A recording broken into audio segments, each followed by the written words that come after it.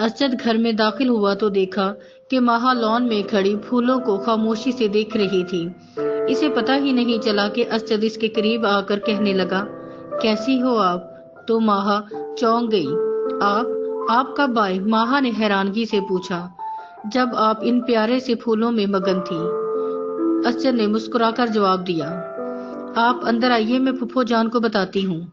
माहा ने हिचकिचाते हुए असद को अंदर आने का इशारा किया तो असद मुस्कुराता हुआ अंदर की तरफ बढ़ा और माहा भी फूफो के पास आकर बताने लगी।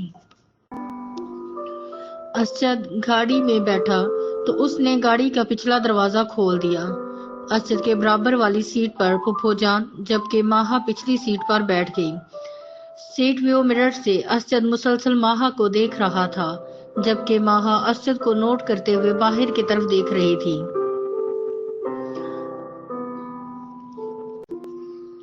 आज माहा का दिल कैसे किया हमारे घर आने को, इन्हें तो कभी फुर्सत ही नहीं हुई। असद ने माहा को सुनाते हुए अपनी मामा को मुखातिब किया और साथ साथ माहा को शीशे से देखते हुए। माहा ने असद की तरफ देखा और नजरें झुका ली। ये तो अब भी कहाँ आ रही थी, बड़ी मुश्किल से लाई हूँ। फूफो ने माहा को देखते हुए असद को जवाब दिया। इसकी भाभी तौबा तौबा इतनी तेज है कि अल्लाह की पनाह, मैं तो इसे बहुत मासूम समझ रही थी। असद की मामा अपना गुस्सा निकालती रही। क्यों, क्या हुआ मामा? असद ने हैरानगी से पूछा। जब से भाभी रुखसत हुई है इसके तो पर निकल आए हैं। हमारी बच्ची की जिंदगी अजाब कर दी है। नौकरों से बदतर सलूक करती थी बेचारी पर। ये कहते हुए तरस खाने वाली नजरों से फुफ्फो ने माहा की तरफ देखा। मुझसे तो बर्दाश्त नहीं हुआ, इसलिए अपने साथ ही ले आई हूँ। आपने बहुत अच्छा किया मामा।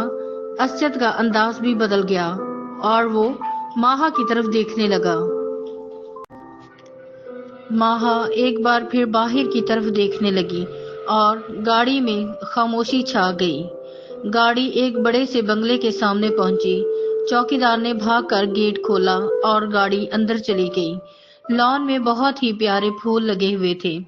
गाड़ी से उतरते ही माहा फूलों की तरफ देखकर मुस्कुराई और असद की नजर माहा के चेहरे पर थी, जो माहा को खुश देखकर खुश हो रहा था।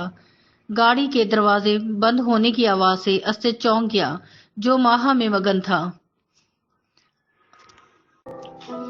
असद बेटा, माहा का सामान सामने वाले कमरे में रखवा देना, असद की मामा ने कहा और अंदर की तरफ बढ़ी और माहा भी उनके पीछे पीछे चल पड़ी। असद वहीं गाड़ी में बैठा माहा को देखता रहा।